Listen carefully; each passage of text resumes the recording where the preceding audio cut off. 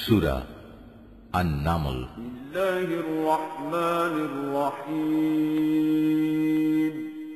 রহমান রহিম আল্লাহ তাআলার নামে।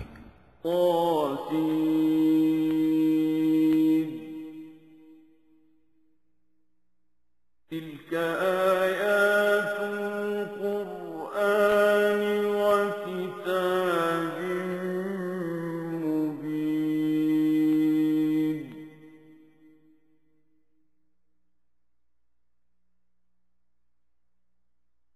هدى وبشرى للمؤمنين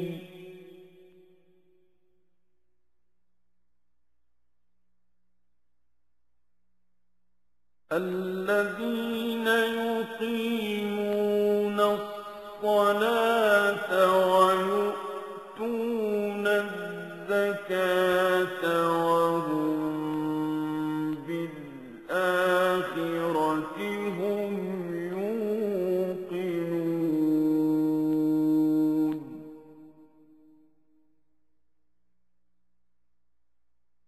إن الذين لا يؤمنون بالآخرة زينا لهم أعمالهم فهم يعمهون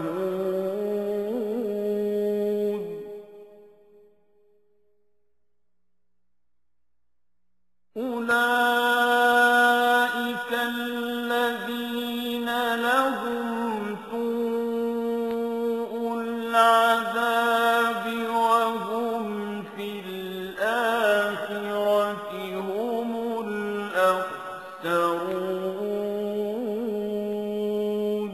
তাসীন। এগুলো হচ্ছে কোরআনেরই আয়াত এবং সুস্পষ্ট কিতাবের কতিপয় অংশ। ঈমানদারদের জন্য এটা হচ্ছে হিদায়াত ও সুসংবাদবাহী গ্রন্থ।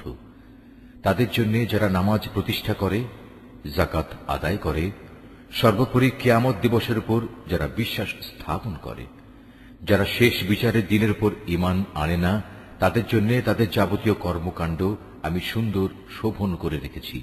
ফলে তারা উদ্ভ্রান্তের মতো আপন কর্মকাণ্ডের চারপাশে ঘুরে বেড়ায়। এরাই হচ্ছে সেসব লোক যাদের জন্য রয়েছে জাহান্নামের কঠিন আযাব, আর পরকালেও এ লোকেরা ভীষণ ক্ষতির সম্মুখীন হবে। وَإِنَّكَ لَتُلَقَّى الْقُرْآنَ مِن لَّدُنْ حَكِيمٍ عَلِيمٍ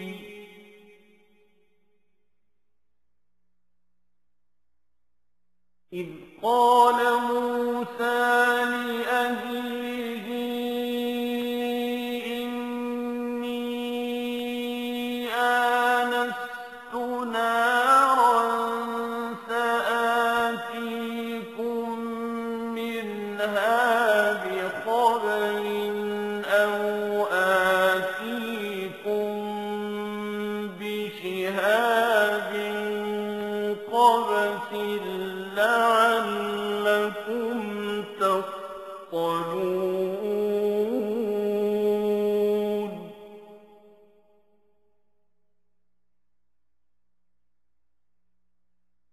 فلما جاءها نودي أن بورك من في النار ومن حولها وسبحان الله رب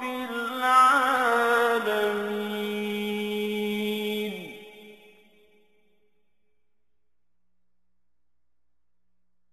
يا موسى إنه أنا الله العزيز الحكيم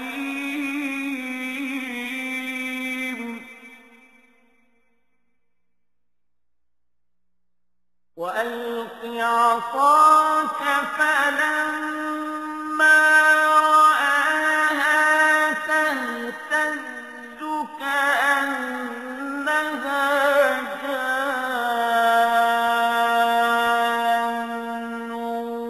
ولا مدبرا ولم يعقب يا موسى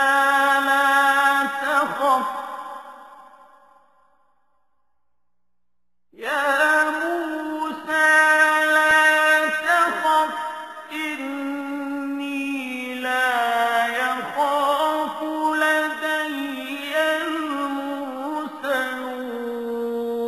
المرسلون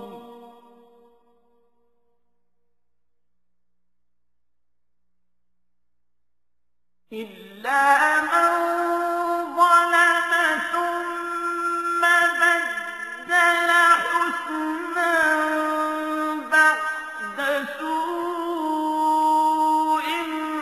فإني غفور رحيم হে নবী, নিশ্চয়ই প্রবল প্রজ্ঞাময় সর্বজ্ঞ আল্লাহ তাআলার পক্ষ থেকে তোমাকে এ কোরআন দেওয়া হয়েছে। স্মরণ করো যখন মুসা তার পরিবারের লোকজনদের বলেছিল, আমি আগুন সদৃশ্য কিছু একটা দেখতে পেয়েছি, সেখান থেকে আমি এক্ষুনি তোমাদের কাছে হয় পথঘাটের ব্যাপারে কোনো খোঁজ খবর কিংবা তোমাদের জন্য একটি অঙ্গার নিয়ে আসব, যাতে করে তোমরা এ ঠান্ডার সময় আগুন পোহাতে পারো। অতঃপর সে যখন আগুনের কাছে পৌঁছল, তখন তাকে অদৃশ্য থেকে আওয়াজ দেওয়া হলো, বরকতময় হোক সে নূর যা এ আগুনের ভেতর আলোকিত হয়ে আছে, বরকতময় হোক সে মানুষ যে এর আশেপাশে রয়েছে। সৃষ্টিকুলের মালিক আল্লাহ তাআলা কত পবিত্র, প্রশংসিত। আওয়াজ এলো, হে মুসা, আমি হচ্ছি আল্লাহ তাআলা, মহাপরাক্রমশালী ও প্রবল প্রজ্ঞাময়। হে মুসা, তুমি তোমার হাতের লাঠিটা জমিনে নিক্ষেপ করো। অতঃপর সে যখন তাকে দেখল জমিনে জীবিত সাপের মতো তা ছোটাছুটি করছে, তখন সে কিছুটা ভীত হয়ে উল্টো দিকে দৌড়তে লাগল, পেছনের দিকেও তাকালো না। আমি বললাম, হে মুসা, ভয় পেও না, আমার সামনে নবী রসুলরা কখনো ভয় পায় না। হ্যাঁ, যদি কেউ কখনো কোনো অন্যায় করে তাহলে তা ভিন্ন কথা, কিন্তু সে যদি অন্যায়ের পর তার বদলে পুনরায় নেক আমল করে, তাহলে সে যেন জেনে রাখে আমি অবশ্যই ক্ষমাশীল ও পরম দয়ালু। وأدخل يدك في جيبك تخرج بيضاء من غير سوء في 9 آيات إلى فرعون وقومه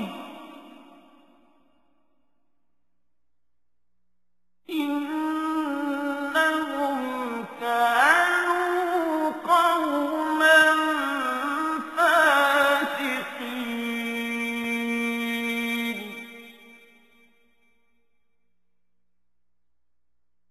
فلما جاءتهم آياتنا مبصرة قالوا هذا سحر مبين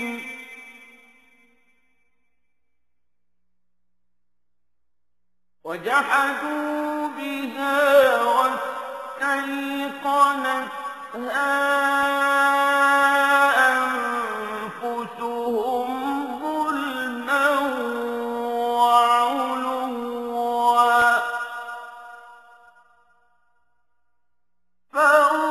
فانظر كيف كان عاقبة المفسدين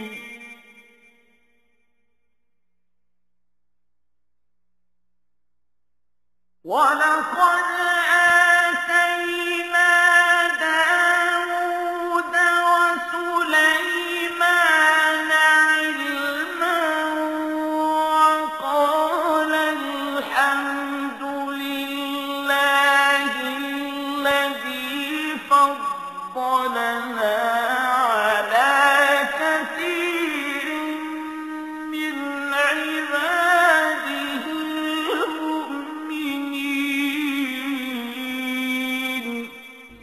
মুসা, এবার তুমি তোমার হাত দুটো তোমার জামার বুক পকেটের ভেতর ঢুকিয়ে দাও। বের করে আনলে দেখবে কোন রকম দোষ ত্রুটি ব্যতি রেখেই তা উজ্জ্বল হয়ে বেরিয়ে এসেছে। এই মোজেজাগুলো সে 9টি নিদর্শনেরই অন্তর্গত, যা ফেরাউন ও তার জাতির জন্য আমি মুসার সাথে পাঠিয়েছিলাম। ওরা অবশ্যই ছিল একটি গুনাহগার জাতি। অতঃপর যখন তাদের কাছে আমার উজ্জ্বল নিদর্শন সমূহ হাজির হল, তখন তারা বলল, এ তো হচ্ছে স্পষ্ট জাদু। তারা জুলুম ও ঔদ্ধত্যের কারণে তার সবকিছু প্রত্যাখ্যান করল, যদিও তাদের অন্তর এসব নিদর্শন সত্য বলে গ্রহণ করে নিয়েছিল। অতঃপর হে নবী, তুমি দেখে নাও আমার জমিনে বিপর্যয় সৃষ্টিকারীদের কি পরিণাম হয়েছিল। আমি অবশ্যই দাউদ এবং সুলাইমানকে দিন দুনিয়ার জ্ঞান দান করেছিলাম। তারা উভয়ই বলল, যাবতীয় তারিফ আল্লাহ তাআলার, যিনি তার বহু ইমানদার বান্দার উপর আমাদের শ্রেষ্ঠত্ব দান করেছেন।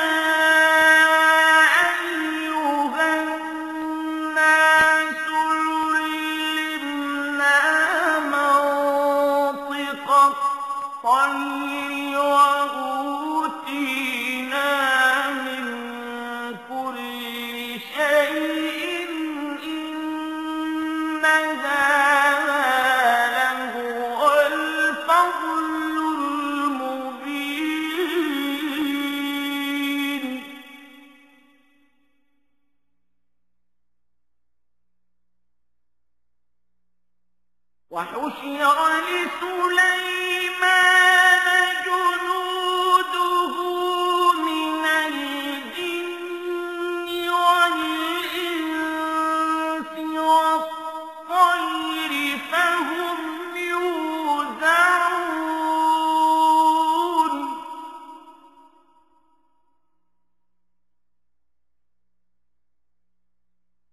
حتى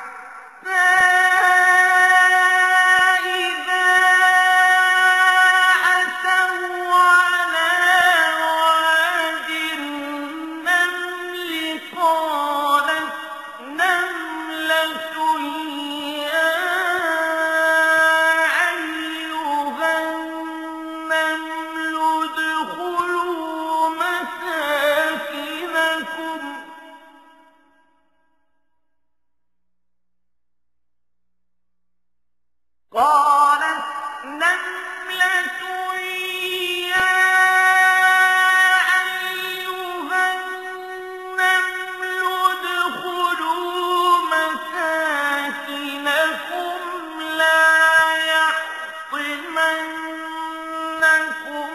سليمان وجنوده وهم لا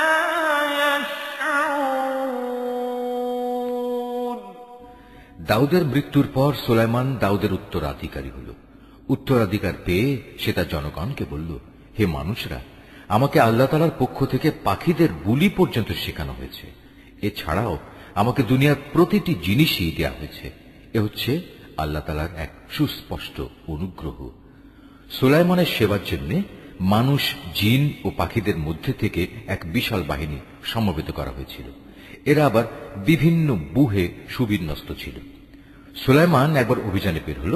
তারা যখন পিপিলিকা অধ্যুষিত উপত্যকায় পৌঁছল, তখন একটি স্ত্রী পিপিলিকা তার স্বজনদের বলল, হে পিপিলিকার দল, তোমরা দ্রুত নিজ নিজ গর্তে ঢুকে পড়ো।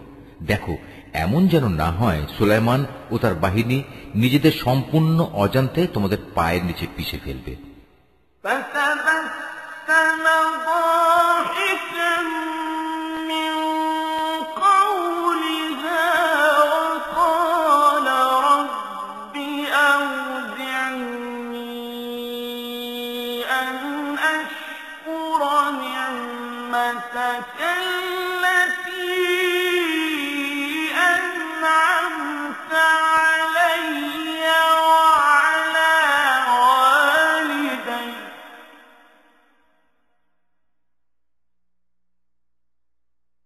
وقال رب أوزعني أن أشكر نعمتك التي أنعمت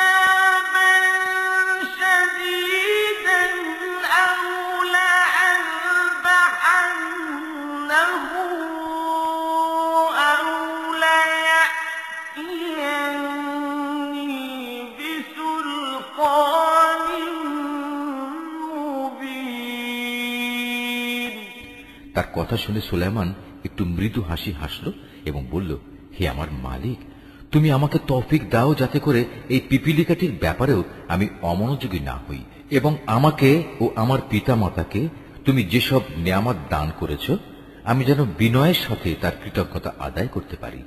আমি যেন এমন সব নেক কাজ করতে পারি যা তুমি পছন্দ করো। অতঃপর তুমি তোমার অনুগ্রহ দিয়ে আমাকে তোমার নেককার মানুষদের অন্তর্ভুক্ত করে নাও। একবার সে তার পাখি বাহিনী পর্যবেক্ষণ করতে শুরু করল এবং এক পর্যায়ে বলল, কি ব্যাপার, হুদহুদ নামক পাখিটা দেখছি না যে, সে কি আজ সত্যি অনুপস্থিত?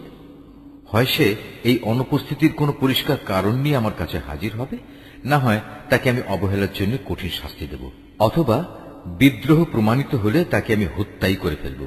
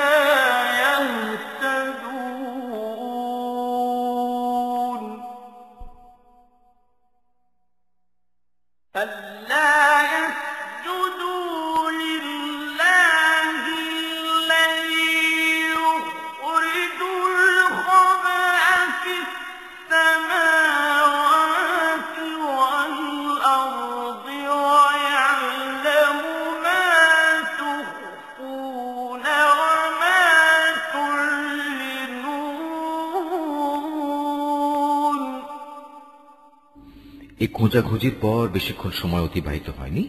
সেই পাখিটি ছুটে এসে বলল, হে বাদশাহ, আমি এমন এক খবর জেনেছি যা তুমি এখনো অবগত হওনি। আমি তোমার কাছে সাবা জাতির একটি নিশ্চিত খবর নিয়ে এসেছি। আমার অনুপস্থিতির এ হচ্ছে কারণ। আমি সেখানে এক রমণীকে দেখেছি, তাদের উপর সে রাজত্ব করছে। দেখে মনে হলো তাকে দুনিয়ার সব কয়টি জিনিসই বুঝিয়ে দেওয়া হয়েছে। তদুপরি তার কাছে আছে বিরাট এক সিংহাসন। আমি তাকে এবং তার জাতিকে দেখলাম, তারা আল্লাহ তাআলাকে বাদ দিয়ে সূর্যকে সিজদা করছে। মূলত শয়তান তাদের এসব পার্থিব কর্মকাণ্ড তাদের জন্য শোভন করে রেখেছে এবং সে তাদের সৎ পথ থেকেও নিবৃত্ত করেছে, ফলে ওরা হেদায়েত লাভ করতে পারছে না। শয়তান তাদের বাধা দিয়েছে যেন তারা আল্লাহ তাআলাকে সিজদা করতে না পারে, যিনি আসমান সমূহ ও জমিনের উদ্ভিদ সহ সব গোপন জিনিস বের করে আনেন। তিনি জানেন তোমরা যা কিছু গোপন করো এবং যা কিছু প্রকাশ করো। এই আয়াতটি যিনি তেলাওয়াত করবেন এবং যিনি এই আয়াতটির তেলাওয়াত শুনবেন, তাদের সবাইকে এখানে একটি সিজদা আদায় করতে হবে। এটা ওয়াজিব। আল্লাহু লা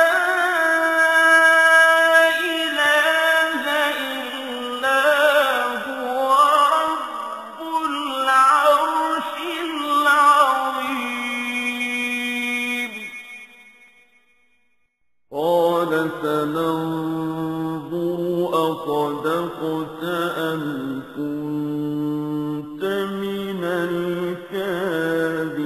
الكاذبين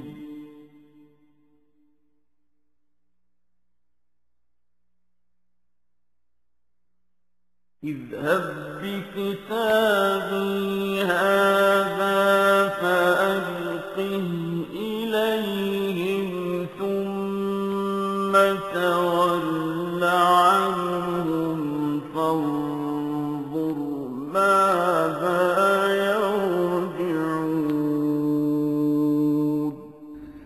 তাআলা ব্যতীত কোনো মাবুদ নেই, তিনিই হচ্ছেন মহান আরশের অধিপতি। এটা শুনে সে বলল, হ্যাঁ, আমি এক্ষুনি দেখছি। তুমি কি সত্য কথা বলছো, না তুমি মিথ্যাবাদীদের একজন? তুমি আমার এই চিঠি নিয়ে যাও, এটা তাদের উপর অর্পণ করো, তারপর তাদের কাছ থেকে কিছুক্ষণের জন্য সরে থেকো, অতঃপর তুমি দেখো তারা কি উত্তর দেয়।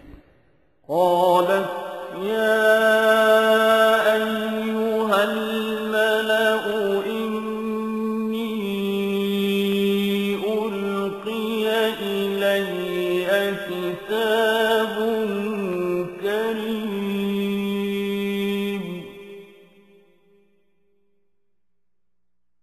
إنه من سليمان وإنه بسم الله الرحمن الرحيم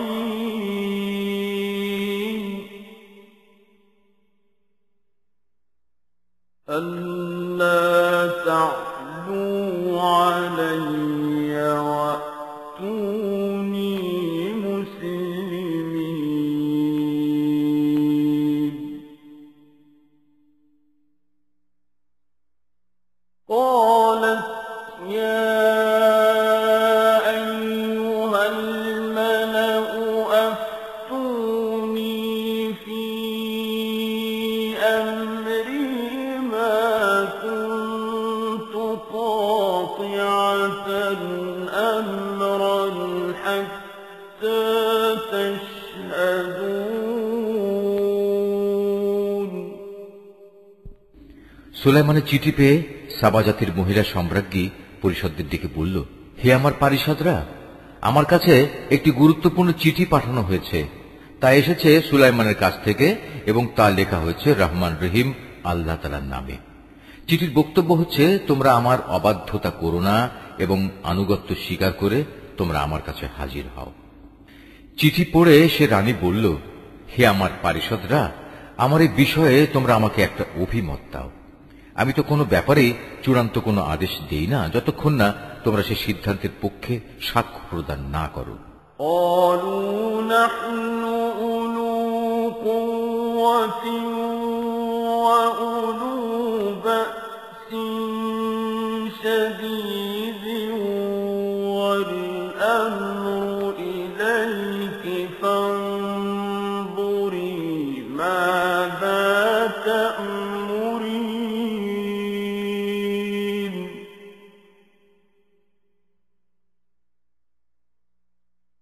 قالت إن الملوك إذا دخلوا قرية أفسدوها وجعلوا أعزة أهلها أذلة وكذلك يفعلون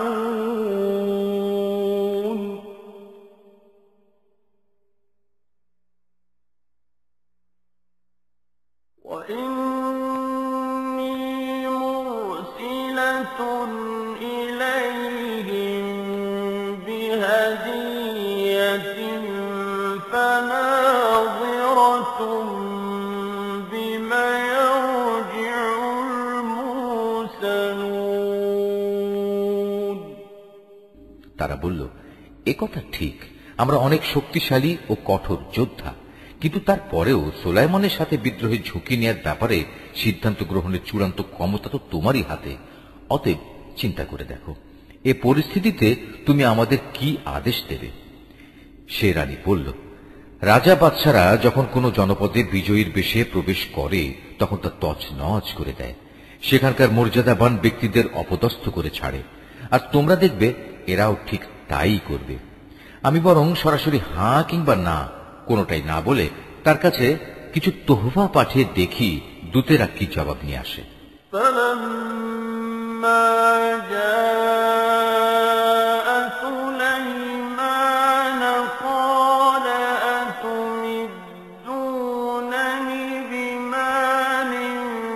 فما آتاني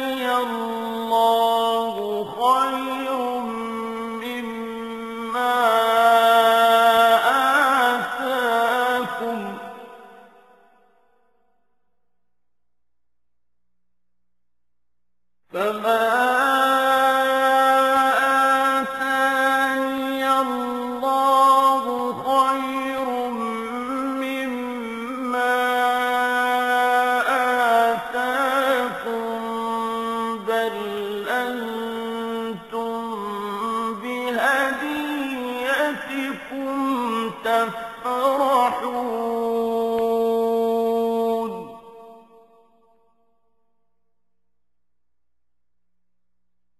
ارجع إليهم فلنأتينهم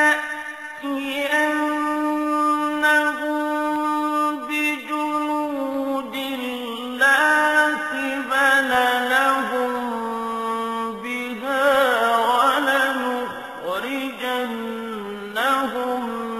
منها أذلة وهم صاغرون। সে দূত হাদিয়া নিয়ে যখন সুলাইমানের কাছে এলো তখন সে বলল, তোমরা কি এ ধন সম্পদ পাঠিয়ে তা দিয়ে আমাকে সাহায্য করতে চাও? অথচ আল্লাহ তাআলা যা কিছু আমাকে দিয়েছেন তা তিনি তোমাদের যা দিয়েছেন তার তুলনায় অনেক উৎকৃষ্ট। তোমরা তোমাদের এ উপঢৌকন নিয়ে এতই উৎফুল্ল বোধ করছো? তোমরা বরং এগুলো নিয়ে তাদের কাছে ফিরে যাও যারা তোমাদের পাঠিয়েছে, এবং গিয়ে তাদের বলো, আমি অবশ্যই ওদের মোকাবেলায় এমন এক বাহিনী নিয়ে হাজির হব যার প্রতিরোধ করার শক্তি ওদের নেই, এবং আমি তাদের সে জনপদ থেকে লাঞ্ছিতভাবে বের করে দেব। পরিণামে ওরা সবাই অপমানিত হবে।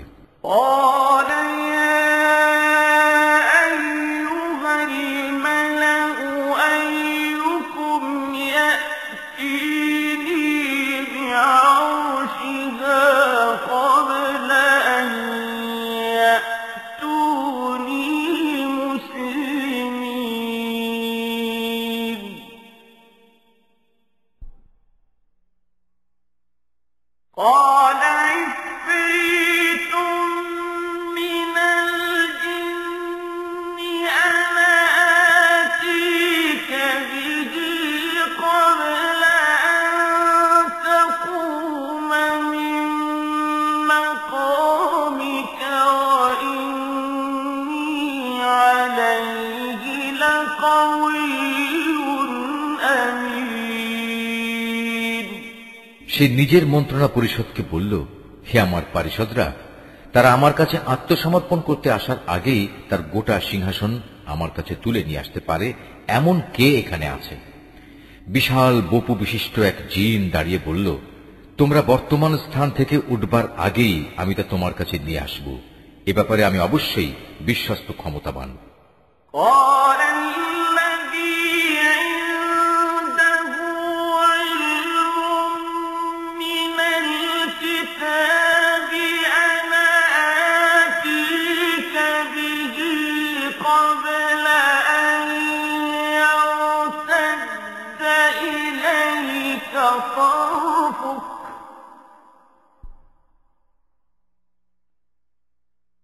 فلما رآه مستقرا عنده قال هذا من فضل ربي ليبلوني أأشكر أم أكفر ومن شكر فإنما يشكر لنفسه ومن كفر فإن ربي غني كريم। আরেক জিন, যার কাছে আল্লাহ তাআলার কিতাবের কিছু বিশেষ জ্ঞান ছিল, দাঁড়িয়ে বলল, হে বাদশাহ, তোমার চোখের পলক ফেলার আগেই আমি তা এনে তোমার কাছে নিয়ে আসব। কথা শেষ না হতেই সে যখন দেখল তার সিংহাসন সব কিছু সহ তার সামনেই দাঁড়ানো, তখন সে বলল, এ তো হচ্ছে আসলে আমার মালিকের অনুগ্রহ। এর মাধ্যমে তিনি আমার পরীক্ষা নিতে চান। এর মাধ্যমে তিনি দেখতে চান আমি কি শুকর আদায় করি না নাশকরি করি। মূলত যে ব্যক্তি আল্লাহ তাআলার কৃতজ্ঞতা আদায় করে সে তো করে তার নিজের কল্যাণের জন্যই, আর যে ব্যক্তি তা প্রত্যাখ্যান করে সে যেন জেনে রাখে তোমার মালিক সব ধরনের অভাব থেকে মুক্ত ও একান্ত মহানুভব।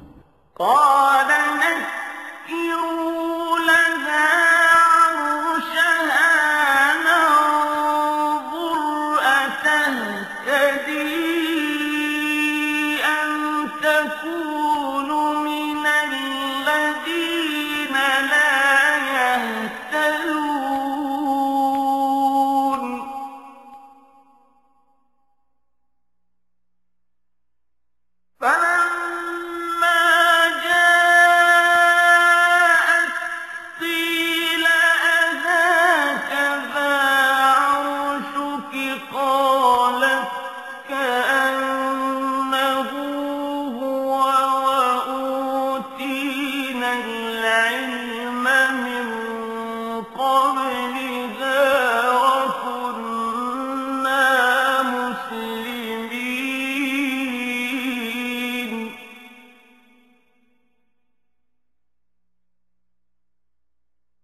وصدها ما كانت تعبد من دون الله إنها كانت من قوم كافرين। সে বলল, তোমরা এবার তার সিংহাসনের আকৃতিটা একটু বদলে দাও, আমরা দেখি সে সত্যি তার টের পায় কিনা, না সেও তাদের দলে সামিল হয়ে যায় যারা পথের দিশা পায় না। অতঃপর যখন সে রানী এলো তখন তাকে জিজ্ঞেস করা হলো, তোমার সিংহাসন কি দেখতে এমন ধরনের ছিল? সে বলল, হ্যাঁ, মনে হয় এই ধরনেরই ছিল। আসলে এই ঘটনার আগেই আমাদের কাছে সঠিক জ্ঞান এসে গেছে এবং আমরা সে মর্মে আত্মসমর্পণ করেছি। তাকে যে জিনিসটি ঈমান আনতে এ যাবৎ বাধা দিয়ে রেখেছিল তা ছিল আল্লাহ তাআলাকে বাদ দিয়ে অন্যের গোলামি করা। তাই এতদিন পর্যন্ত সে ছিল কাফের সম্প্রদায়ের অন্তর্ভুক্ত।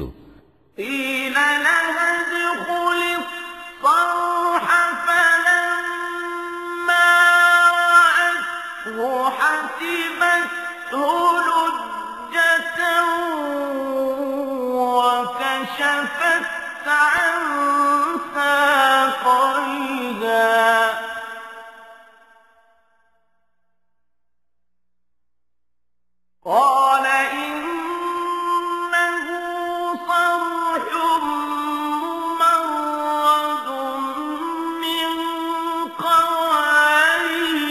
قوارير قالت رب إني ظلمت نفسي وأسلمت مع سليمان لله رب العالمين।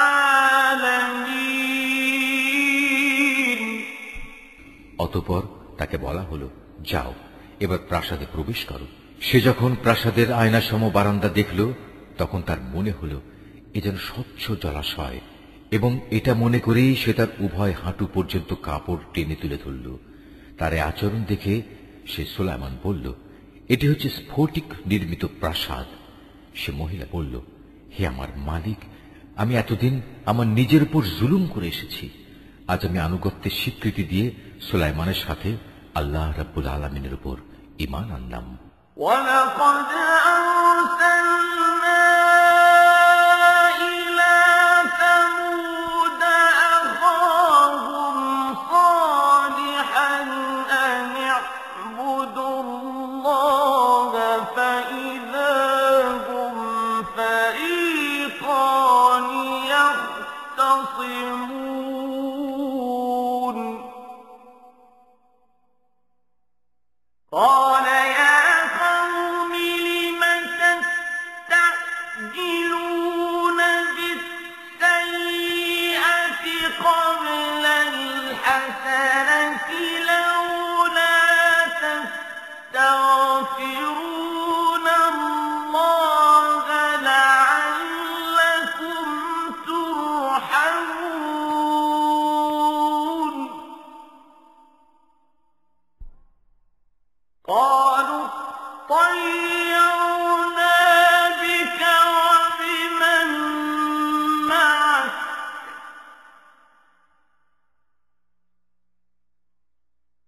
قال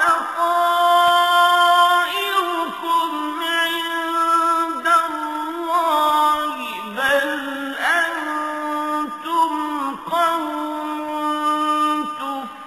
تفتنون আমি সামুদ জাতির কাছে তাদের ভাই সালেহকে পাঠিয়েছিলাম।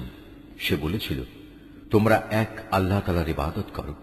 এ আহ্বানের সাথে সাথে তার জাতির লোকেরা মোমেন ও কাফের এই দুদলে বিভক্ত হয়ে পরস্পর বিতর্কে লিপ্ত হয়ে গেল। সে বলল, এ কি হলো তোমাদের? তোমরা কেন ঈমানের কল্যাণের পরিবর্তে আযাবের অকল্যাণ ত্বরান্বিত করতে চাইছ? কেন তোমরা আল্লাহ তাআলার কাছে ক্ষমা প্রার্থনা করছো না? এতে করে তোমাদের উপর অনুগ্রহ করা হতে পারে। এসব শুনে তারা বলল, তোমাকে এবং তোমার সাথে যারা আছে তাদের সবাইকে আমরা আমাদের দুর্ভাগ্যের কারণ হিসেবেই দেখতে পেয়েছি। একথা শুনে সে বলল, আসলে তোমাদের শুভাশুভ সবই তো আল্লাহ তাআলার এখতিয়ারে। মূলত তোমরা এমন এক দলের লোক যাদের আল্লাহ তাআলার পক্ষ থেকে পরীক্ষা করা হচ্ছে। وكان في المدينة 9 رهط يفسدون في الأرض ولا يصلحون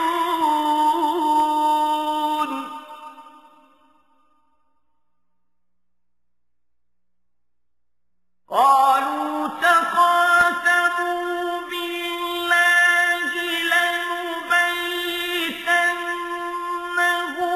وأهله ثم لنقولن لوليه ما شهدنا مهلك أهله وإنا لصادقون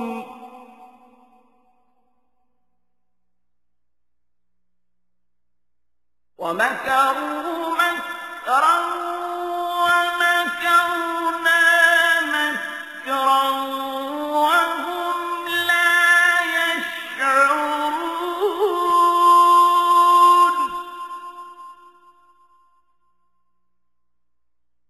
فانظر كيف كان عاقبة مكرهم أنا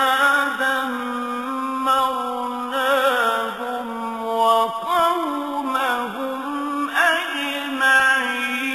أجمعين فتلك بيوتهم خاوية بما ظلموا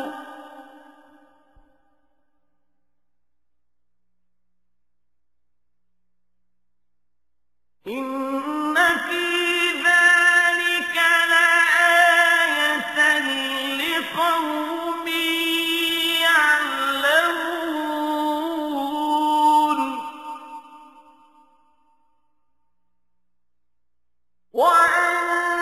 وأنجينا الذين آمنوا وكانوا يتقون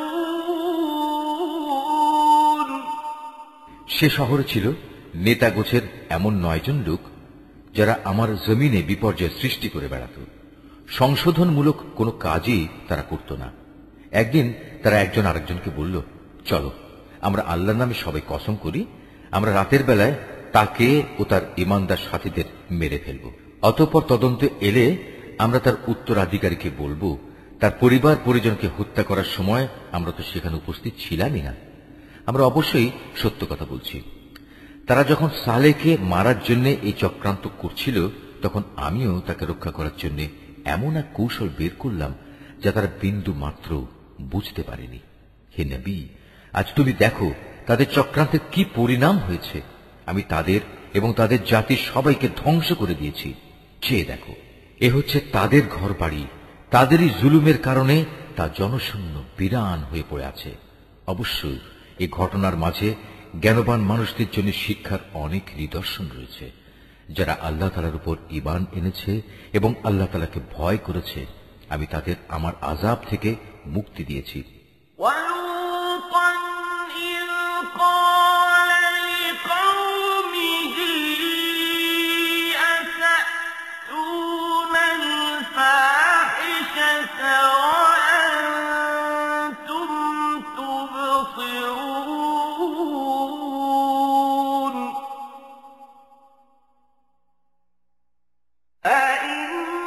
أئنكم لتأتون الرجال شهوة من دون النساء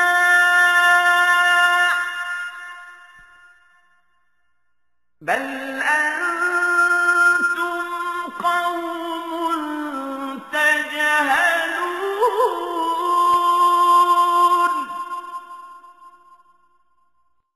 فما كان جواب قومه إلا أن قالوا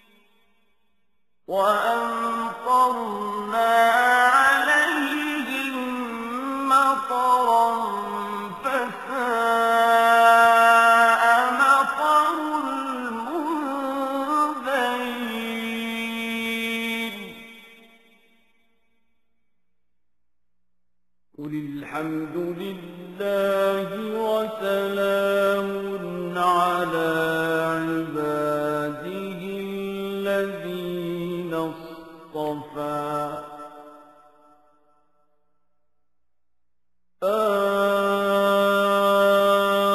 الله خير أما يشركون আর হে নবী, তুমি লুতের কথাও এদের স্মরণ করাও, যখন সে তার জাতিকে বলল, তোমরা কেন অশ্লীল কাজ করছো, অথচ তোমরা এর পরিণাম ভালো করেই দেখতে পাচ্ছ। তোমরা কি তোমাদের যৌন তৃপ্তির জন্য নারীকে বাদ দিয়ে পুরুষের কাছেই আসবে? মূলত তোমরা হচ্ছে একটি মূর্খ জাতি। তার জাতির লোকদের কাছে এর শুধু এটুকু উত্তরই ছিল, লুত পরিবারকে তোমাদের এই জনপদ থেকে বের করে দাও, কেননা এরা কয়েকজন হচ্ছে একটু বেশি ভালো মানুষ। পরিশেষে আমি তাকে ও তার পরিবার পরিজনকে আযাব থেকে উদ্ধার করলাম, তবে তার স্ত্রীকে নয়। তাকে আমি পেছনে পড়ে থাকা আযাবে নিমজ্জিত মানুষদের সাথে সামিল করে নিয়েছিলাম। অতঃপর যারা পেছনে রয়ে গেছে তাদের উপর আমি গজবের বৃষ্টি নাজিল করলাম। যাদের ভীতি প্রদর্শন করা হয়েছিল তাদের জন্য এ বৃষ্টি, যা সেদিন ভীত সন্ত্রস্ত এ জাতির উপর পাঠানো হয়েছিল, কতই না নিকৃষ্ট ছিল। রুকু 5। হে নবী, তুমি বলো, সমস্ত তারিফ একমাত্র আল্লাহ তাআলার জন্য নিবেদিত এবং যাবতীয় শান্তি তার সেসব নেক বান্দার জন্য, যাদের তিনি তার দ্বীনের জন্য বাছাই করে নিয়েছেন। আসলে কে শ্রেষ্ঠ, আল্লাহ তাআলা না এরা তার সাথে যারা শরীক করে?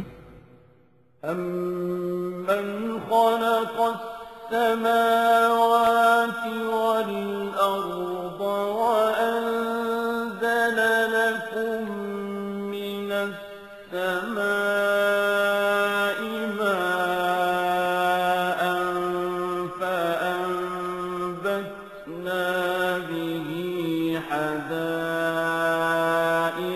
ذَاتَ بَهْجَةٍ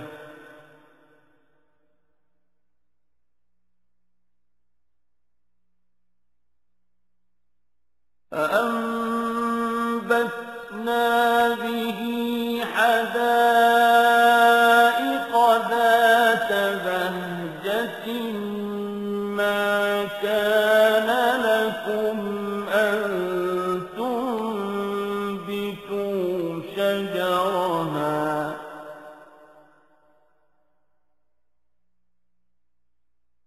أإله مع الله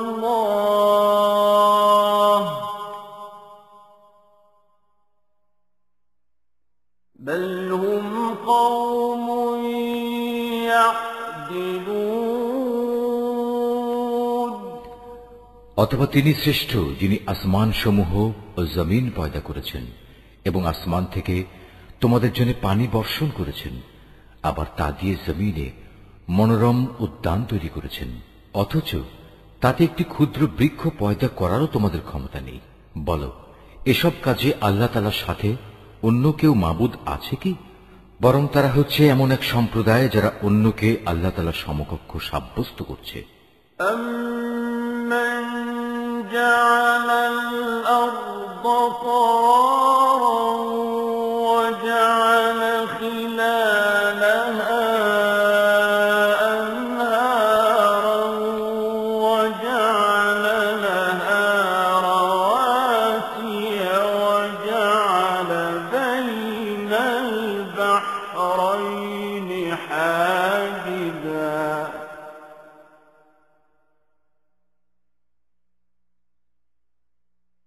أإله مع الله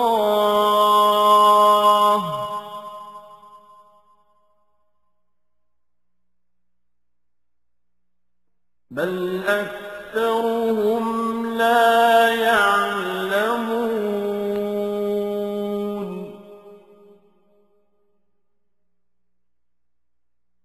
أَمَّن يُجِيبُ المضطر إذا دعاه ويكشف السوء ويجعلكم خلفاء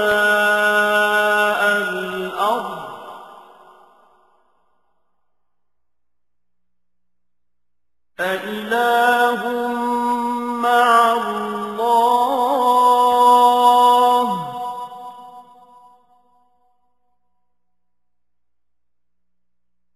قليلا ما تذكرون কিংবা তিনি শ্রেষ্ঠ, যিনি জমিনকে সৃষ্টিকুলের বসবাসের উপযোগী করেছেন, আবার তার মাঝে মাঝে প্রবাহিত করেছেন অসংখ্য নদী নালা। জমিনকে সুদৃঢ় করার জন্য তার মধ্যে পর্বতমালা স্থাপন করেছেন। দুই সাগরের মাঝে মিষ্টি ও লোনা পানির সীমারেখা সৃষ্টি করে দিয়েছেন। বলো, এ সব কাজে আল্লাহ তাআলার সাথে আর কোন মাবুদ আছে কি? বরং তাদের অধিকাংশ লোক এ সত্যটুকুও জানে না। অথবা তিনিই শ্রেষ্ঠ, যিনি কোনো বিপদগ্রস্ত ব্যক্তির ডাকে সাড়া দেন। যখন নিরুপায় হয়ে সে তাঁকেই ডাকতে থাকে, তখন তার বিপদ আপদ তিনি দূরীভূত করে দেন, এবং তিনি তোমাদের এ জমিনে তার প্রতিনিধি বানান। এ সব কাজে আল্লাহ তাআলার সাথে আর কোনো মাবুদ কি আছে? আসলে তোমরা কমই উপদেশ গ্রহণ করে থাকো। أَمَّن يَهْدِيكُمْ فِي ظُلُمَاتِ الْبَرِّ وَالْبَحْرِ وَمَن يُرْسِلُ الرِّيَاحَ بُشْرًا بَيْنَ يَدَيْ رَحْمَتِهِ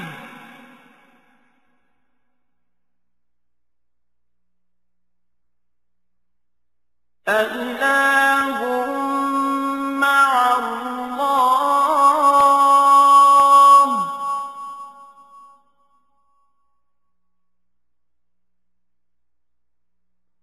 تعالى الله عما يشركون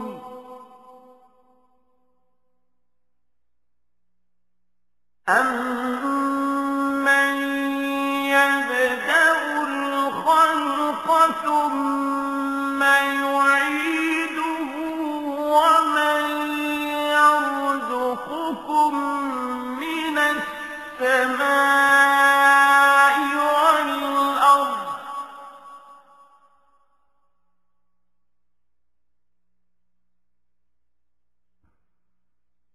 أَإِلَٰهٌ مَّعَ اللَّهِ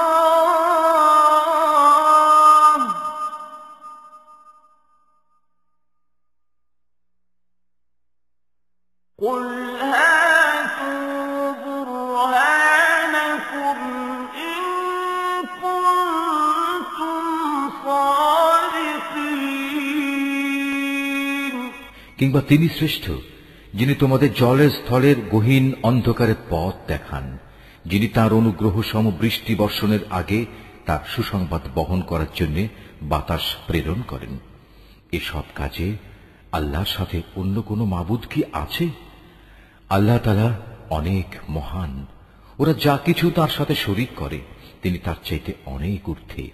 অথবা তিনি শ্রেষ্ঠ, যিনি গোটা সৃষ্টিকে প্রথমবার অস্তিত্বে আনায়ন করে মৃত্যুর পর তা আবার সৃষ্টি করবেন। কে তোমাদের আসমান ও জমিন থেকে রিজিক সরবরাহ করছেন? আছে কি কোনো মাবুদ আল্লাহর সাথে এসব কাজে? তাদের তুমি বলো, হে নবী, যদি তোমরা তোমাদের দাবিতে সত্যবাদী হও, তাহলে তার সপক্ষে কোনো প্রমাণ উপস্থাপন করো। قُل لا يَعْلَمُ مَن فِي السَّمَاوَاتِ وَالْأَرْضِ الْغَيْبَ إِلَّا اللَّهُ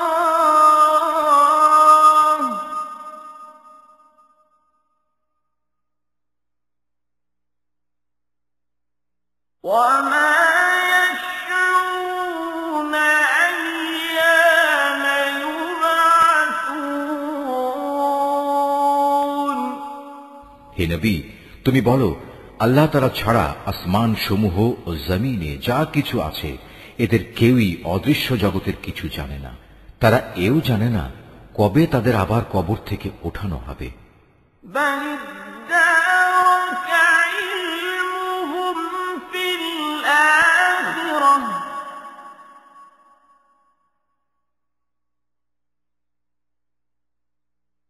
بَلْ هُمْ فِي منها بل هم منها عمون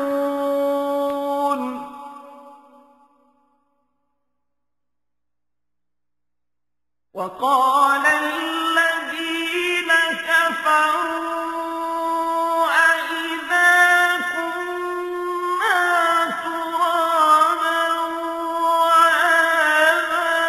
وآباؤنا أئنا لمخرجون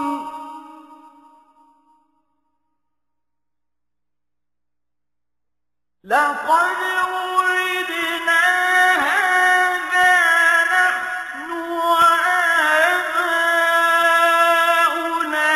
من قبل إن هذا إلا أساطير الأولين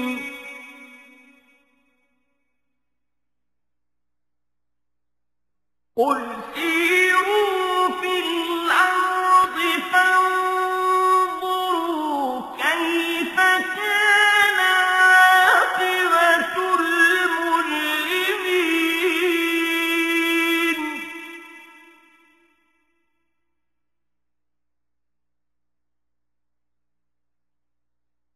ولا تحزن عليهم ولا تكن في ضيق مما يمكرون ويقولون متى هذا الوعد إن كنتم صادقين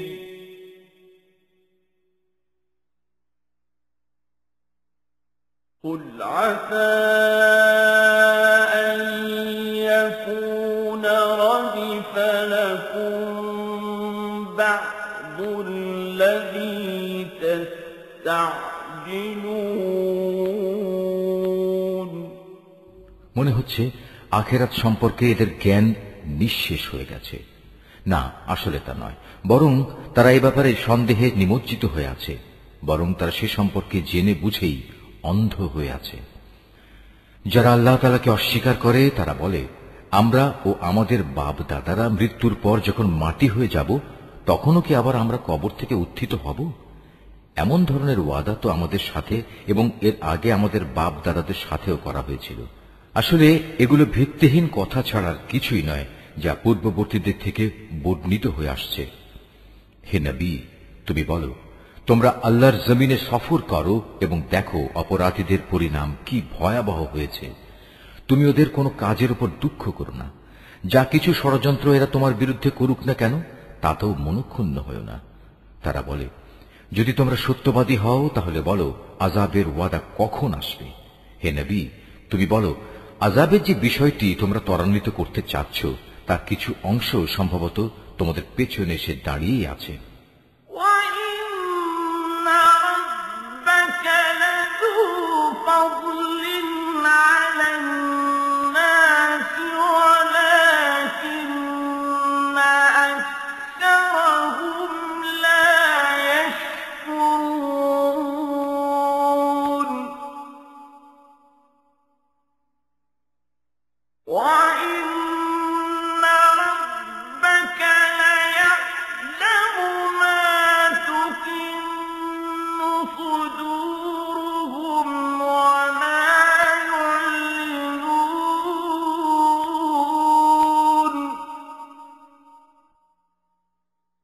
وَمَا مِنْ غَائِبَةٍ فِي السَّمَاءِ وَالْأَرْضِ إِلَّا فِي كِتَابٍ مُّبِينٍ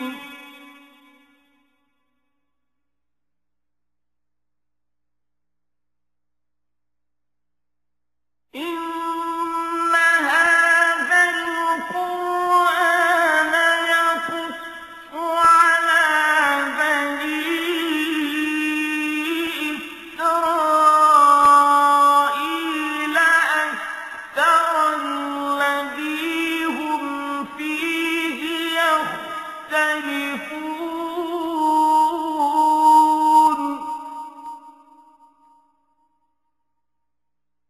وَإِنَّهُ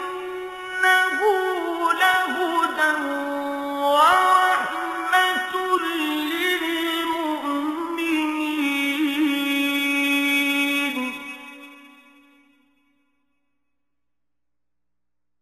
إِنَّ رَبَّكَ يَقْضِي بَيْنَهُم بِحُكْمِهِ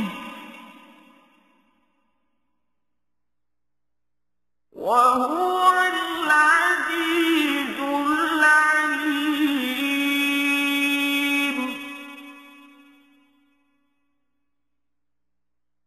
فَتَوَكَّلْ عَلَى اللَّهِ إِنَّكَ عَلَى الْحَقِّ الْمُبِينِ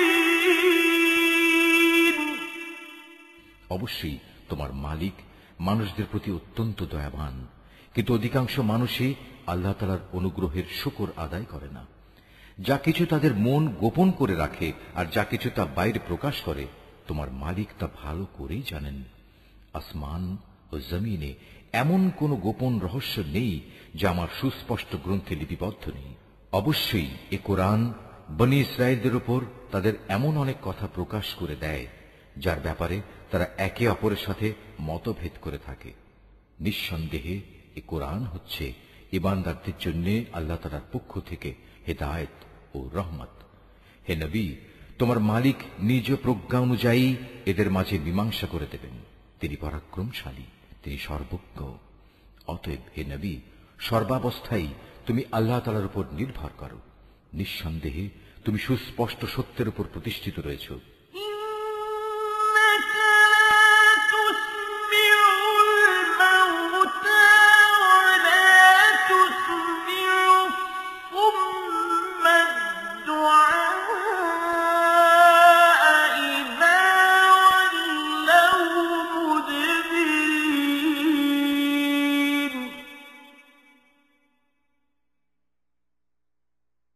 وَمَا أَنتَ بِهَادِ الْعُمْيِ عَن ضَلَالَتِهِمْ إِن تُسْمِعُ إِلَّا مَن يُؤْمِنُ بِآيَاتِنَا فَهُم مُّسْلِمُونَ তুমি মৃত লোকদের কখনো কিছু শোনাতে পারবে না, বধিরকেও তোমার আওয়াজ শোনাতে পারবে না, বিশেষ করে যখন তারা তোমাকে দেখে মুখ ফিরিয়ে নেয়। একইভাবে তুমি অন্ধদেরও তাদের গুমরাহি থেকে সঠিক পথের উপর আনতে পারবে না। তুমি তো শুধু তাদেরই তোমার কথা শোনাতে পারবে যারা আমার আয়াতসমূহের উপর ঈমান আনে এবং সে অনুযায়ী আল্লাহ তাআলার কাছে আত্মসমর্পণ করে। وَإِذَا وَقَعَ الْقَوْلُ عَلَيْهِمْ أَخْرَجْنَا لَهُمْ دَابَّةً مِّنَ الْأَرْضِ تُكَلِّمُهُمْ أَنَّ النَّاسَ كَانُوا بِآيَاتِنَا لَا يُوقِنُونَ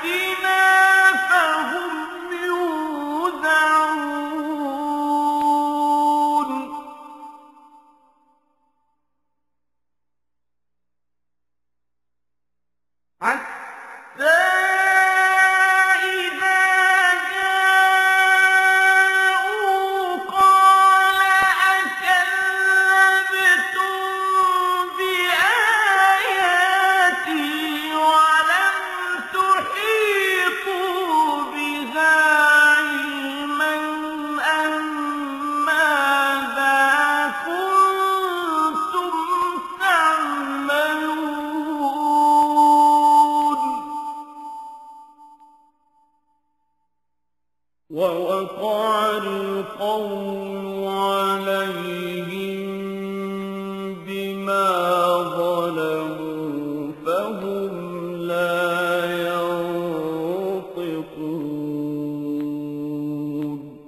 শুনে রাখো, যখন আমার প্রতিশ্রুত সময় তাদের উপর এসে পড়বে, তখন আমি মাটির ভেতর থেকে তাদের জন্য এক অদ্ভুত জীব বের করে আনব, যা অলৌকিকভাবে তাদের সাথে কথা বলবে, কেননা মানুষরা আমার আয়াতসমূহে বিশ্বাস করত না। রুকু 7। সেদিনের কথা ভাবো, যেদিন আমি প্রতিটি উম্মত থেকে এক একটি দলকে এনে জড়ো করব, যারা আমার আয়াতসমূহকে মিথ্যা প্রতিপন্ন করেছে। অতঃপর তাদের বিভিন্ন দলে উপদলে ভাগ করে দেয়া হবে।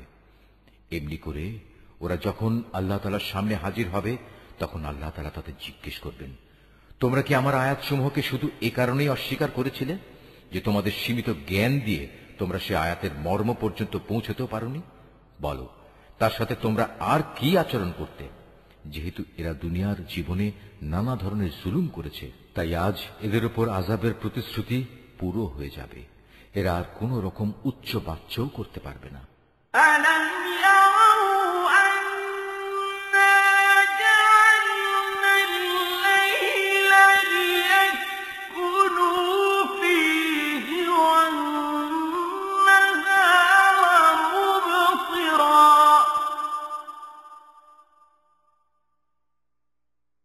إِنَّ فِي ذَلِكَ لَآيَاتٍ لِقَوْمٍ يُؤْمِنُونَ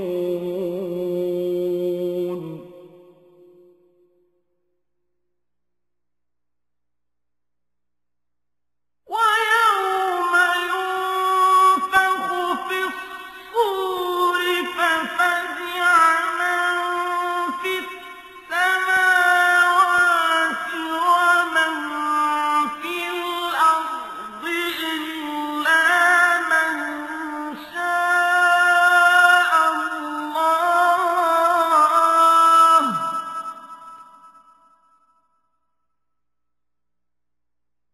وَكُلٌّ أَتَوْهُ دَاخِرِينَ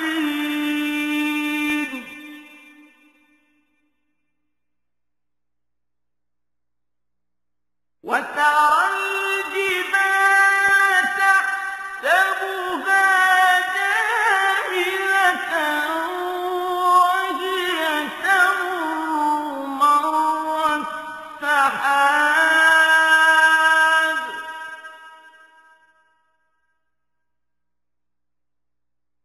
صُنْعَ اللَّهِ الَّذِي أَتْقَنَ كُلَّ شَيْءٍ ۚ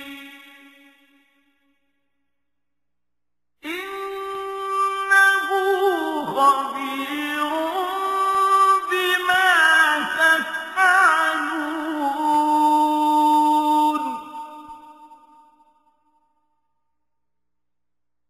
مَن جَاءَ بِالْحَسَنَةِ فَلَهُ خَيْرٌ مِّنْهَا وَهُم مِّن فَزَعٍ يَوْمَئِذٍ آمِنُونَ এরা কি দেখেনি আমি রাতকে এজন্যই তৈরি করেছি যেন তারা তাতে বিশ্রাম করতে পারে। অপরদিকে জীবিকার প্রয়োজনে দিনকে বানিয়েছি আলোক উজ্জ্বল। অবশ্যই এর দিবারাত্রির পার্থক্যের মাঝে তাদের জন্য অনেক নিদর্শন রয়েছে, যারা আল্লাহ তাআলার উপর ঈমান আনে। যেদিন সিংহায় ফু দেয়া হবে, যারা আসমান সমূহে আছে এবং যারা জমিনে আছে, তারা সবাই সেদিন ভীত সন্ত্রস্ত হয়ে পড়বে। তবে তাদের কথা আলাদা, যাদের আল্লাহ তাআলা এ থেকে বাঁচাতে চাইবেন। সবাই সেদিন তার সামনে অবনমিত অবস্থায় হাজির হবে। হে মানুষ, আজ তুমি পাহাড়কে দেখতে পাচ্ছ, তুমি মনে করে নিয়েছ তা অনড় হয়ে দাঁড়িয়ে আছে, কিন্তু কিয়ামতের দিন এ পাহাড়গুলোই মেঘের মতো উড়তে থাকবে।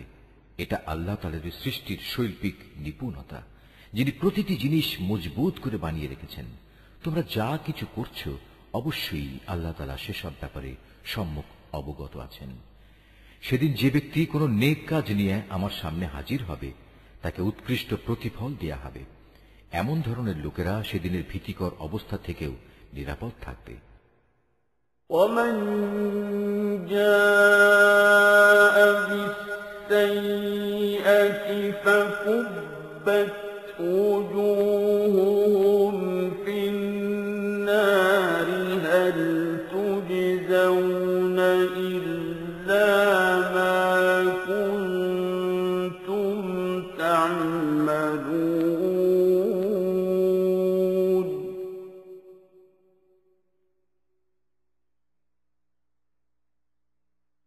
إنما أمرت أن أعبد رب هذه البلدة الذي حرمها وله كل شيء وأمرت أن أكون من المسلمين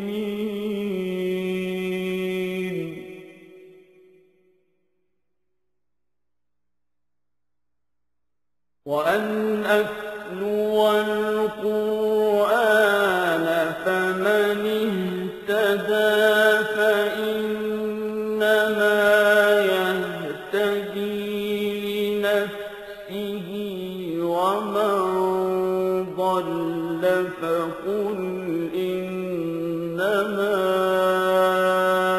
أنا من المنذرين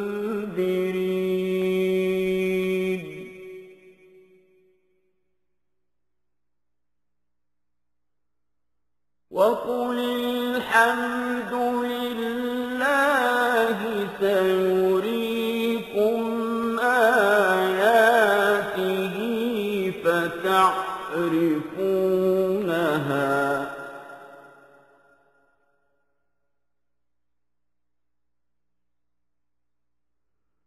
وما ربك بغافل عما تعملون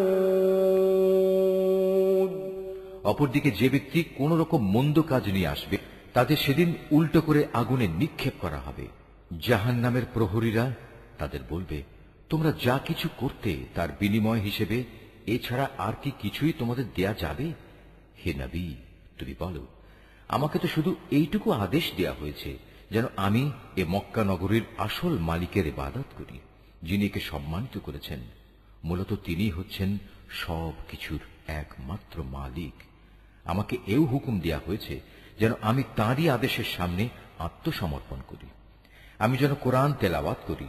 অতঃপর যে ব্যক্তি হেদায়েতের পথ অনুসরণ করবে সে তো তা করবে তার নিজের মুক্তির জন্যই, আর যে ব্যক্তি এর পরেও গোমরাহ থেকে যাবে তাকে শুধু তুমি এটুকু বলো, আমি তো কেবল তোমার জন্য জাহান্নামের একজন সতর্ককারী মাত্র। তুমি আরো বলো, সমস্ত প্রশংসা একমাত্র আল্লাহ তাআলার জন্যই। অচিরেই তিনি তোমাদের এমন কিছু নিদর্শন দেখাবেন যা দেখলে তোমরা তা সহজেই চিনে নেবে। তোমরা যা কিছু আচরণ করছো আল্লাহ তাআলা সে সম্পর্কে মোটেই বেখবর নন।